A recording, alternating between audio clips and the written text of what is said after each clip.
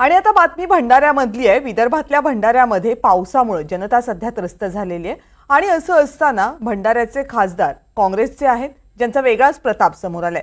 खासदार प्रशांत पडोळे पूरग्रस्त भागाच्या दौऱ्यावर गेले खरे, पण लोकांशी भेटणं, त्यांच्या व्यथा समजून घेण्याऐवजी खासदारांनी गाडीच्या बोनेटवर बसून स्टंटबाजी करतानाचा व्हिडिओ रेकॉर्ड केलाय।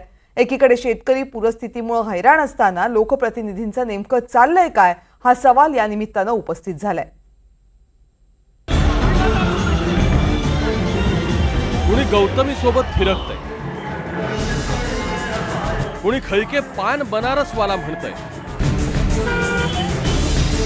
कुणी कारच्या बोनेटवर रील्स बनवतंय।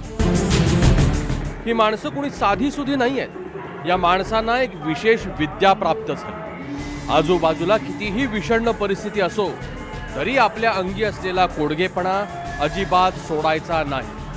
म्हणजे आजूबाजूला पूर येऊ, दुष्काळ पडो, माणसं मरोत, म्हणजे दुनिया जाए तेल लेने ऐश तू कर, किंवा अपना काम है बनता भाड में जाए जनता। आता या सगळ्या नेत्यांचे हे प्रताप तपशीलवार बघू। हे स्टंटमॅन उर्फ खासदार आहेत प्रशांत पडोळे, भंडाऱ्याचे काँग्रेसचे खासदार। हे स्टंटमॅन पूरग्रस्त भागाची पाहणी करण्यासाठी बाहेर पडले, पण पाहणी राहिली बाजूला। खासदारांना पूरग्रस्तांच्या डोळ्यातलं पाणी दिसलं नाही, पण रस्त्यालगत साचलेलं पाणी मात्र दिसलं।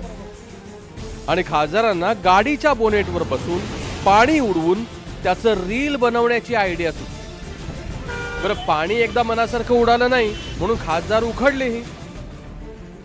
म्हणजे आपण कोण आहोत, आपलं काम काय, आपण करतोय काय, आजूबाजूची परिस्थिती काय, याचं कसलंही भान न ठेवता वागणं ही जणू काळाची गरज बनली। पोलिसांचं संरक्षण घ्यायचं आणि त्यांच्याच नजरेसमोर कायदा पायदळी तोडवायचा, हा राजकीय नेत्यांचा छंद बनलाय का? जेव्हा निवडणूक होती लोकसभेची, तेव्हाच सांगितलं होतं की काही लोक सोन्याच्या चमच्याने बदामाचा ज्यूस पिऊन मोठे झालेले आहेत।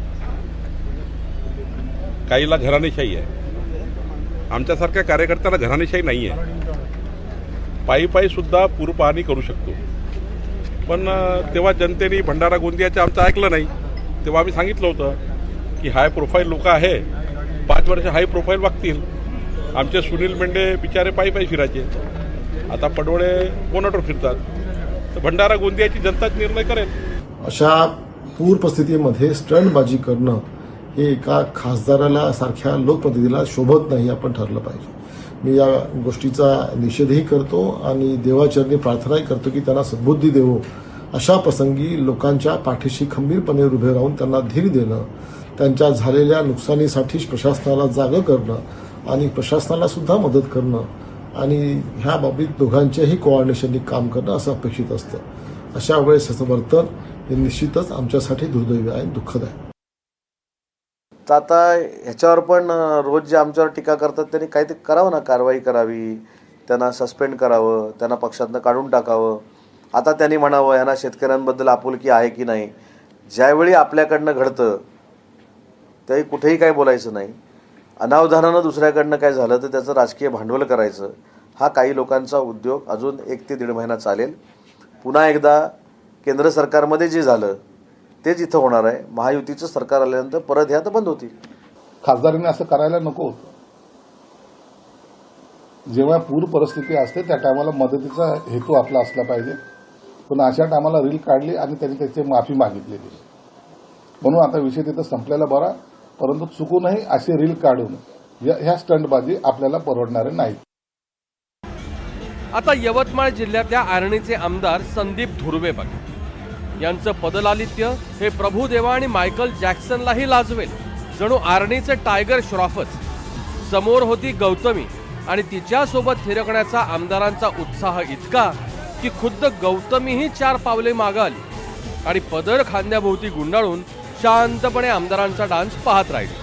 हे सगळं पाहून आमदारांनी आधीच टोकदार असलेल्या आपल्या मिशांना अजूनच पीळ दिला।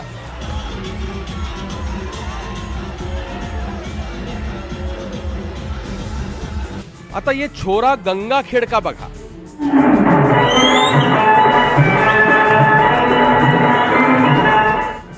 यांचं नाव प्रशांत बम, भाजपचे हे आमदार। जिल्हा परिषदेचे शिक्षक आपण शिकवत असलेल्या गावात राहतात की नाही हे बघत हे आमदार गावागावात जात होते. शिक्षकांना शिक्षणाचे धडे देत होते आणि आपला जिल्हा पुराशी झगडत असताना, शेतकरी शेतातलं पीक वाचवण्यासाठी रक्त आटवत असताना हे महाशय आपली नृत्यकला मिरवत होते.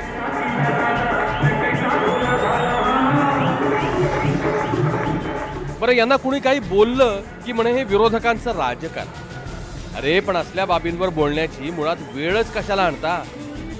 तुमच्या नाचण्याला, आनंद साजरा करण्याला कुणाचाच विरोध असण्याचं कारण नाही. आमदार झालात म्हणजे तुम्ही नाचायचंच नाही असंही नाही. पण जेव्हा तुम्ही लोकप्रतिनिधी होता ना, तेव्हा लोकांचा आनंद आणि दुःख हे तुमचंही असतं. त्याच जनतेच्या ओघळत्या अश्रूंकडे दुर्लक्ष करून तुम्हाला नाचगाणी सुचत असतील तर तो आनंद नाही साहेब, विकृती आहे. Bureau report, NDTV Marathi.